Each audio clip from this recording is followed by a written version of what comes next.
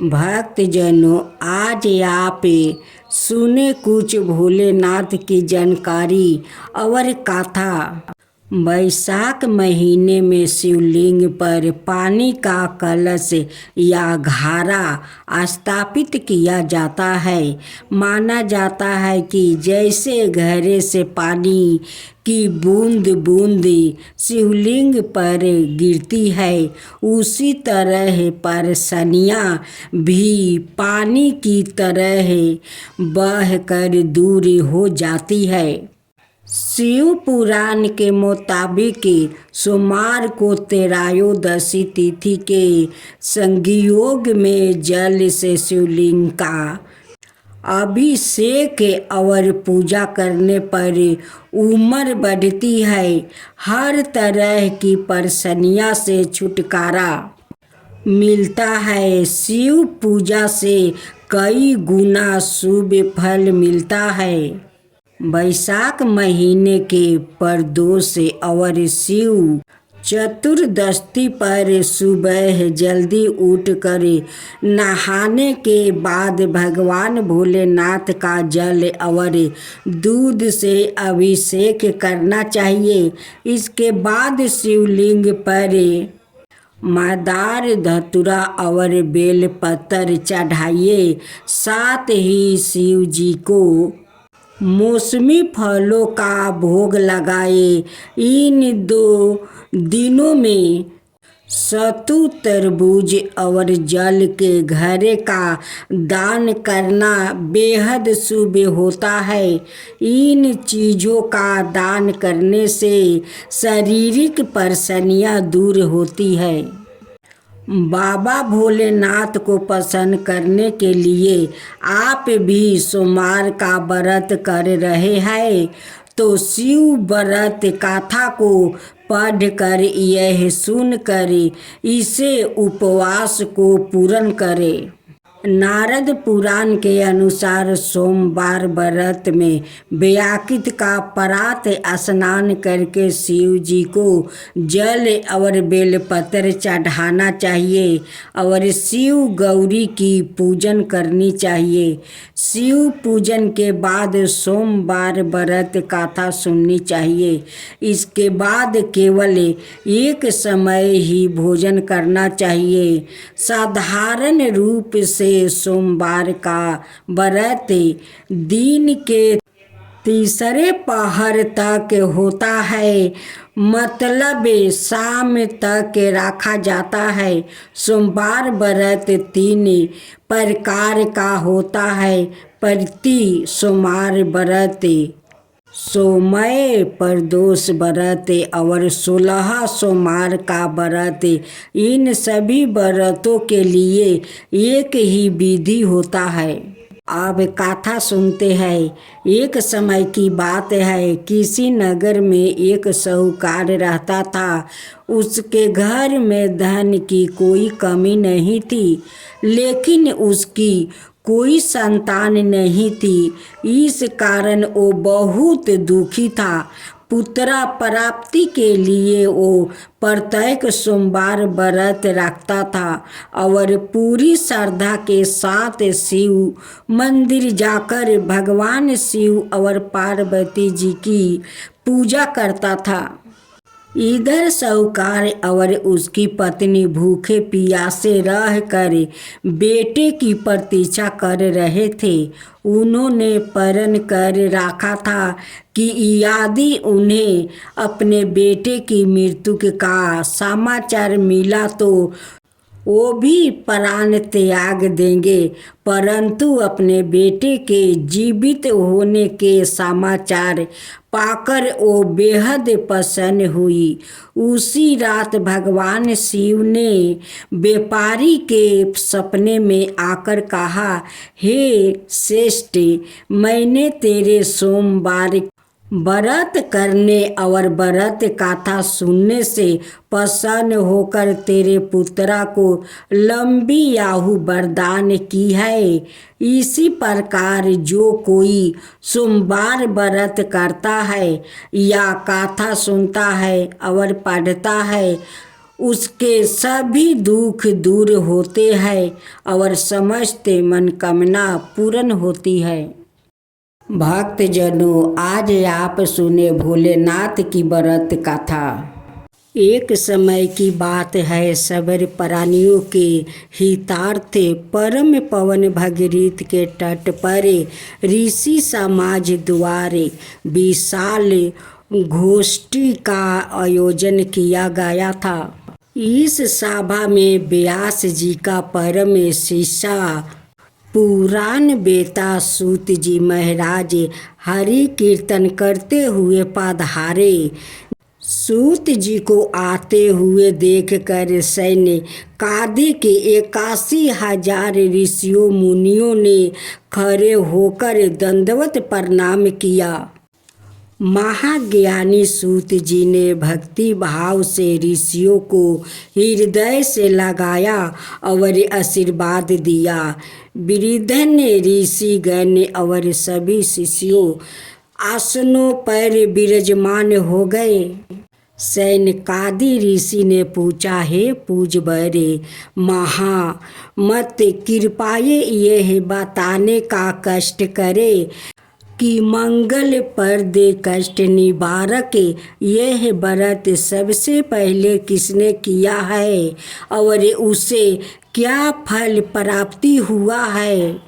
श्री सूत जी बोले, आप सभी शिव के परम भक्त हैं।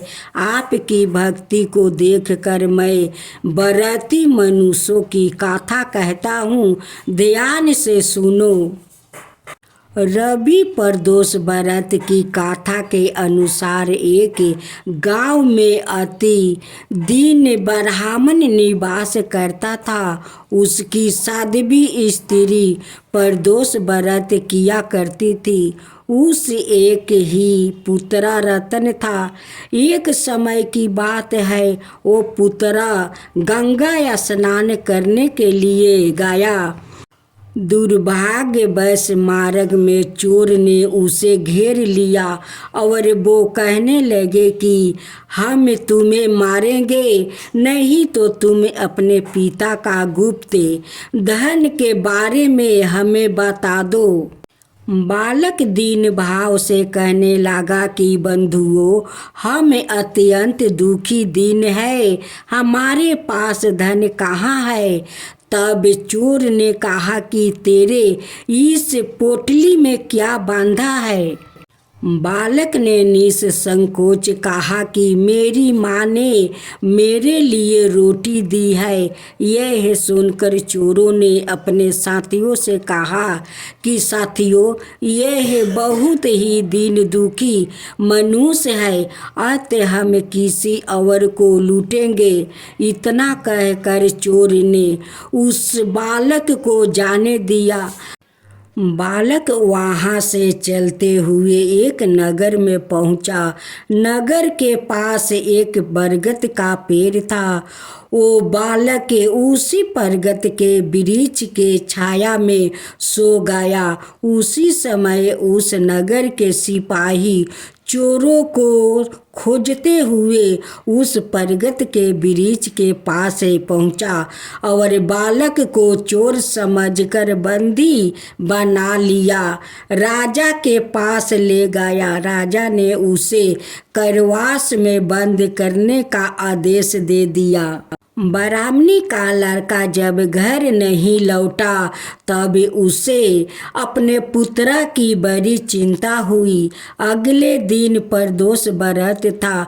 ब्राह्मणी ने प्रदोष व्रत किया और भगवान शंकर से मन ही मन अपने पुत्र की कुशलता की प्रार्थना करने लगी।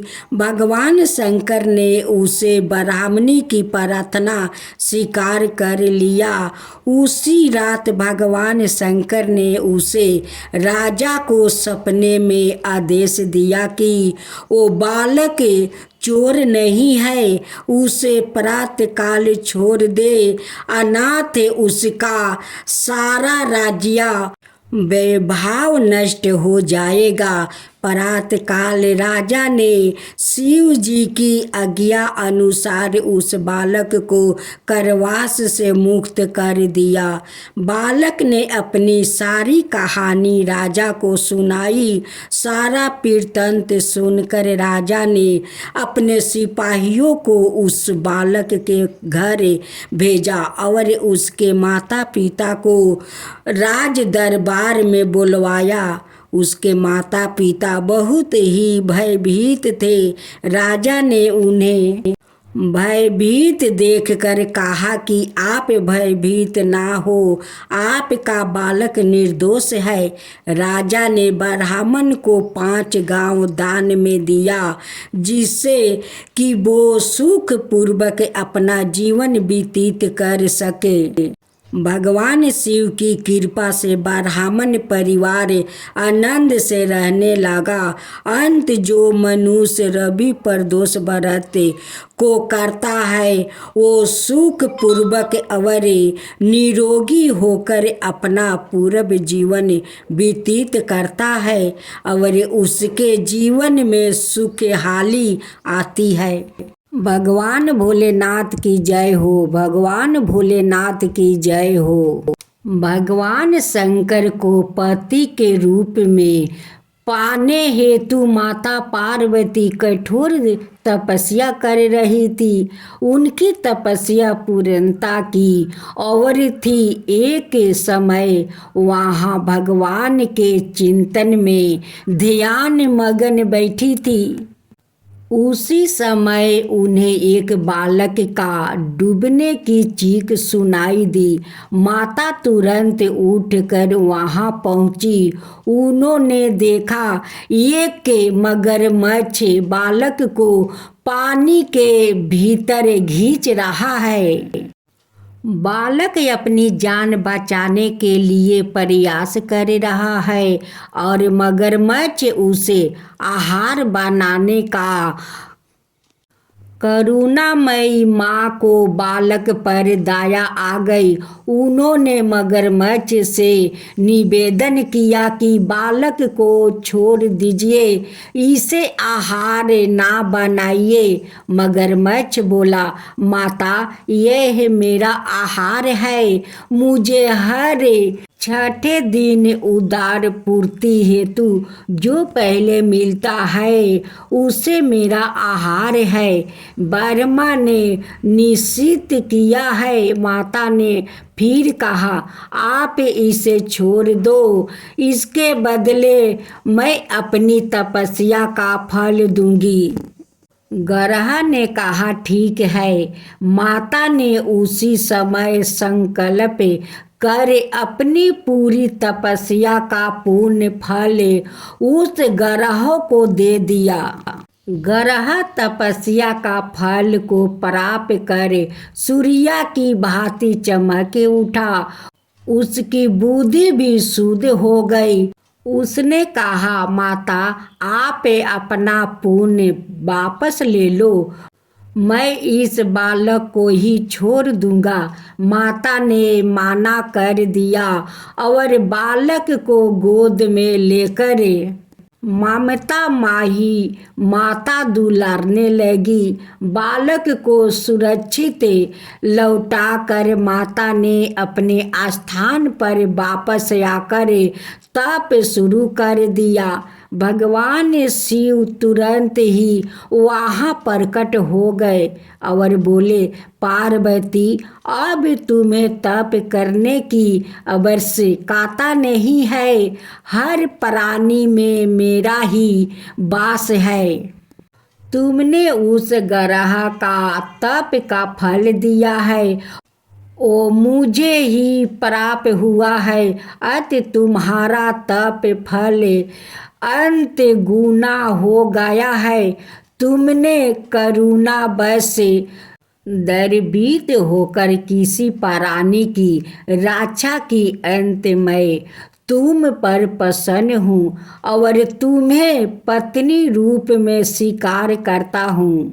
कथा का सारांश यही है कि जो परहित की कामना करता है उस पर परमात्मा की असीम कृपा होती है। जो बेआकित असहायों की सहायता करता है, दयालु प्रेमी करुणाकारी होता है, ईश्वर उसको स्वीकार करते हैं। यह गाथा शिव पुराण में उल्लेखित है।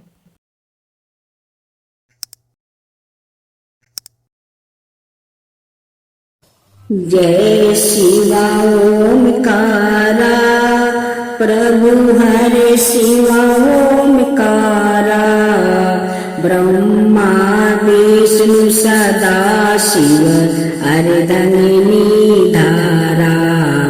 ओम जय शिवा ओमकारा एकानन चतुरानन पंचानन राजे शिव पंचानन राजे। हंसासन गरुड़ासन विषवाहन साजे। ओम जय शिवा ओमकारा दो भुज चार चतुर भुज दस भुज अति सोहे। तीनों रूप निरखता त्रिभुवन जन मोहे। ओम जय शिवा ओमकारा अक्षर माला बने माला मंगली माला तारी।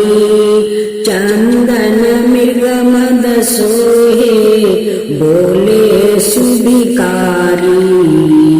ओम जय शिवा ओमकारा श्वेतांबर पीतांबर गंबर अंगे। सनकादिक बरे मादिकी भूतादिकी संगे।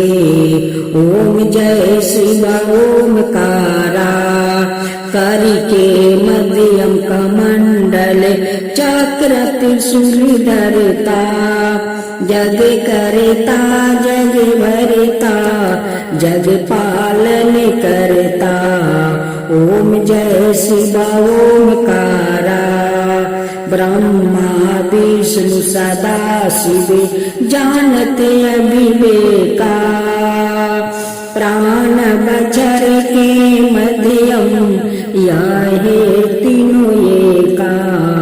ओम जय शिवा ओमकारा तिरगुण शिव जी के आरती जो कोई नर गावे। शिवा जो कोई नर गावे कहत शिवानंद स्वामी मन भजत शिवानंद स्वामी मन बाचित फल पावे।